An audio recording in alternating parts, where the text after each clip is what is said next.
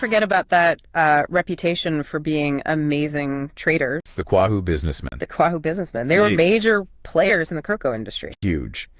And they've had this reputation for their entrepreneurial spirit for a long time. And that's something we're going to explore as we go further, into their achievements. Yeah, it's fascinating to me how they've managed to hold on to those ancient traditions and those skills and make them work in the modern world. It makes you realize the past is never truly past. It's still with us. It's still with us. Okay, let's talk about rites of passage. Yeah. Especially the ones that mark, going into adulthood. What stands out to you? Well, for the young girls, the Brigoro puberty rites, significant event. Marks that transition into womanhood. It involves seclusion, purification rituals, teachings about their roles as adults. I read about this, and there's this symbolism with white clay and beads, almost like they become queens for a time. Beautiful visual, right? White clay symbolizing purity, the beads representing beauty, adornment. It's all about honoring that transition, how vital their role will be. And when it comes to marriage, anything unique jump out at you? Oh, the way they investigate family backgrounds before a marriage. Wow. So thorough. It's not just about the two people. It's about their families, their values, building a lasting union. Yeah, so marriage is not just this individual thing. It involves the whole family. Absolutely. Yeah. And there's this ceremony, tiriensa, head drinks. Yeah. Really seals the deal. So important to build those strong family units. It's woven into their whole social structure, that sense of community. And speaking of character, we've talked about their hard work, their entrepreneurship, but they're also known for kind of avoiding political activism. It's true. Historically, they've focused on business, on community building, not so much the world of politics. Yeah, and I wonder if that focus on business, on community, has, in a way, shaped their political landscape. It's an interesting thought, isn't it? How people exert influence in different ways. Exactly. And it'll be interesting to see how that evolves. Will we see a shift, or will they stick to that entrepreneurial spirit, that community involvement? Yeah. Now, we can't explore a culture without talking about their festivals, food, and religion. Fun stuff. The fun stuff. So what should we look out for with the Kwahu? Well, they celebrate both traditional and modern festivals. You've got Odwira, which is, that traditional Akan celebration of purification, Thanksgiving. Right. And then you have the Kwahu Easter Festival. Oh, yeah. Which has gotten really big nationwide. And it's known for its paragliding. Paragliding during Easter. Yeah. Who would have thought? Yeah. But it shows their openness to new things, right? Absolutely. Yeah. Blending tradition and modernity. Now, for food, you got to try fufu. It's a staple. Cassava or plantains pounded, served with all kinds of soups. And they love their bushmeat too. So traditional, but with a taste of the wild. Yeah. And when it comes to religion, it's this fascinating mix of traditional beliefs and Christianity. Right. They revere the supreme being, Naya. Yeah. But they also hold on to traditional practices, reverence for specific shrines, like Bruku and Tigor. Wow. Each with its own history, its own spiritual meaning. It's like they've woven together these different belief systems, found a way to make them work together. That's what makes them so fascinating. It really is. Resilient, adaptable. This has been a great start to our deep dive. We've covered their origins, their social structure, their love of trade, their unique blend of old and new. We're just scratching the surface. I know. There's so much more to uncover about the Kwahu people, and I'm excited to keep going. We'll be back soon with part 2 of this deep dive, so stay tuned. We're going to be going even deeper into Kwahu culture. Very good. Looking at their governance, their social structures, and really how they've held on to that connection to the past. Can't wait. All right, see you soon. See you in part 2. All right, welcome back to our Kwahu deep dive. Last time we journeyed from the Sahel to the Kwahu Plateau. Long journey. Yeah, and we saw how they built their society, became traders, really adapted to everything. And now I think it's time to dig into the nuts and bolts. The nuts and bolts. Of how they govern themselves, how those social systems work. Yeah, like how do they actually keep things running? Yeah, it's like peeling back the layers. Peeling back those layers of the onion. Exactly. Yeah. And I think you'll see, as we go through this, how much they value respect, harmony, that interconnectedness. It's everywhere. So let's start with authority. We mentioned the Kwahu traditional authority before, but there's a lot more to it, right? Oh, yeah. Remember that rivalry we talked about between Abene and Burukua? Oh, yeah. Over the paramountcy? It shows you that there's a deeper system at play. Right. It's not just one person calling all the shots. No, it's this interplay of roles, responsibilities, and their history, you know? So how does it actually work? Well, it's a blend of traditional authority and community participation.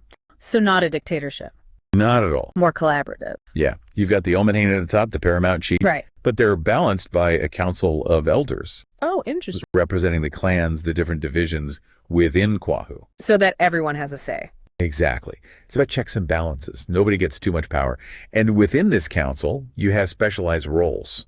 Oh, like what? Well, you've got the Tuafahin, acts as a scout, a strategist, Wow. planning activities, navigating conflict, kind of a master planner. I like that. The master planner. Any other roles that stand out? Well, you've got the Adantanan, they lead the vanguard, you know. The protectors. Yeah, the first line of defense. And then the Sanahin, they handle the treasury, the finances. This is like the money manager. Exactly. They make sure the community's wealth is managed responsibly. It's like each division has its purpose, right? Yeah. Keeping everything running smoothly. Yeah, like a well-oiled machine. Yeah. And remember those divisions we talked about, Nifa and Gayas? Oh, right. Remind me what they do. Nifa, led by the Obahane, they protect the right side of the paramountcy. Okay. And Gayasi, led by the Adabihin, they're the Omenhane's direct guard. Like a personal security detail. Exactly. And then you have the Kaidam division, they provide backup, you know, reinforcements. So they're protected from every angle. It's really impressive how organized and strategic it is. Yeah, they really put a lot of thought into keeping the community safe. Now, all of this rests on the foundation of the family, right? The Abuzua. The cornerstone. And remember, it's matrilineal. Right, so how does that actually work within the family? Well, lineage is traced through the mother, and children belong to her clan. So uncles, especially the mother's brother, have a huge role. So it's not just mom and dad, it's a whole network. Yeah, it's about shared responsibility, obligation. It goes beyond just the immediate family. And I bet that helps with conflict resolution. Absolutely. Any disputes within the family, the Abu Swapanian, the head, steps in. Oh, like a mediator. Exactly. They try to find a resolution that keeps everyone in harmony. Built-in peacemaker. There's a lot of wisdom in these old ways of doing things. There is, and that focus on harmony, it goes beyond the family. Remember how we talked about them not liking lawsuits, preferring other ways to resolve things? Yeah, it's like they really want to avoid conflict, keep the community strong. Exactly. It shows how committed they are to those bonds that hold them together. It's like a social fabric woven from respect and understanding. That's a great way to put it. And we can't forget about totemism. The clans and their totem. Oh, right. The leopard, the dog, the crow, each one's like a symbol. Exactly. It's a spiritual connection to their past, a reminder of where they came from. Unifies the clan. So it's more than just an animal. It's their history, their values. Yeah. And they actually influence their daily life. You know, some clans have dietary restrictions because of their totem. Wow.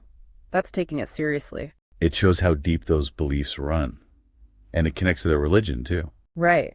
We talked about Naimi, the supreme being, but also those traditional shrines. It's a blend, right? A blend of old and new. Yeah. They believe in Naimi, the creator. But they also recognize those lesser gods, spirits, often tied to specific places, nature. So not one or the other, it's finding that balance. Exactly. It's in their practices, too. You might see them at church, but then consulting a healer or going to a shrine for blessings. It's like they've woven together a spiritual tapestry. I like that. You see it in their festivals, too.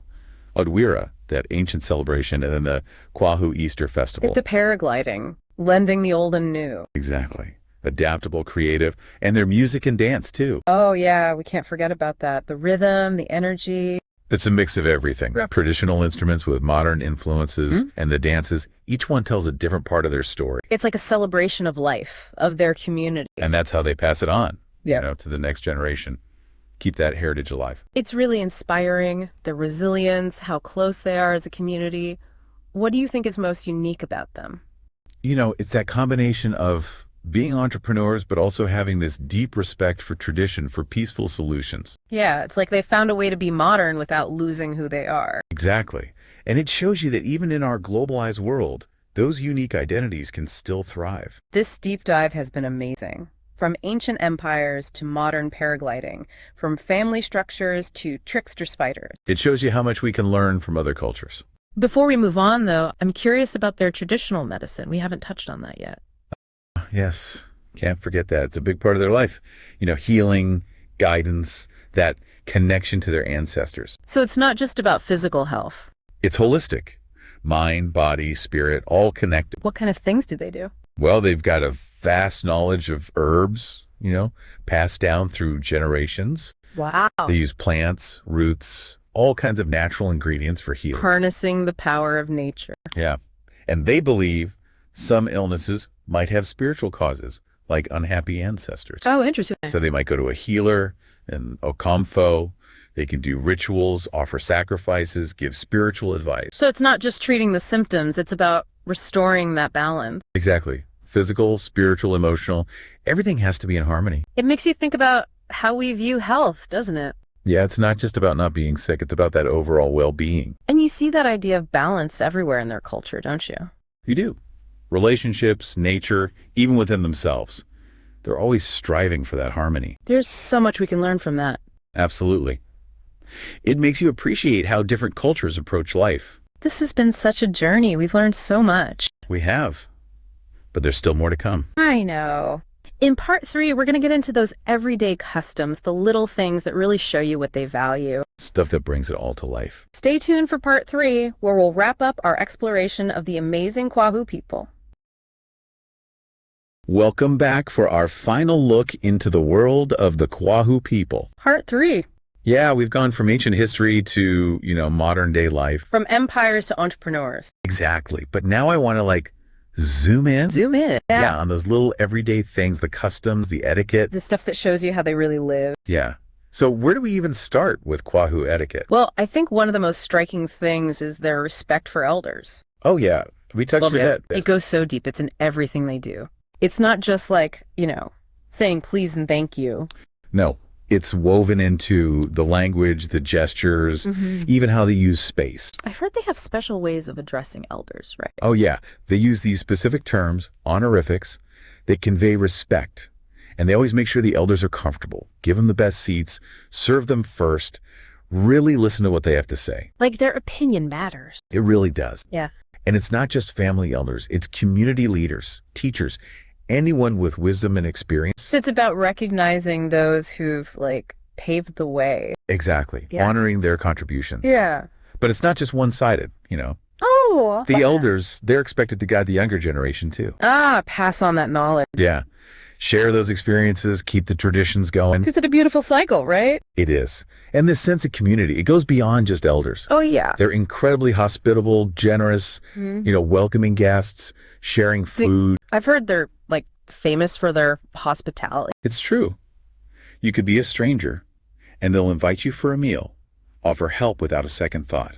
Wow. They believe in taking care of each other, no matter who you are. That creates such a warm feeling, you belong. Yeah, and that generosity, you see it in their celebrations too. Right, like the chinka, the wedding feast. Exactly. It's not just about the food. It's about everyone coming together, sharing that joy, strengthening those bonds. It's a community spirit again.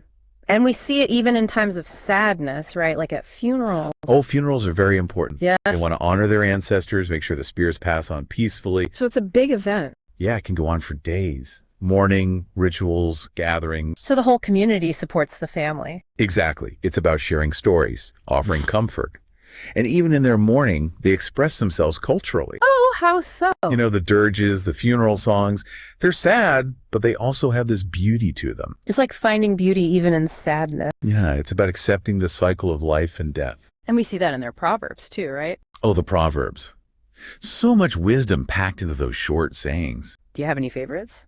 Well, there's one, Obinim a, obi cure. It means if you don't know, someone will teach you. It's about helping each other, sharing knowledge. Exactly. It's that community spirit again.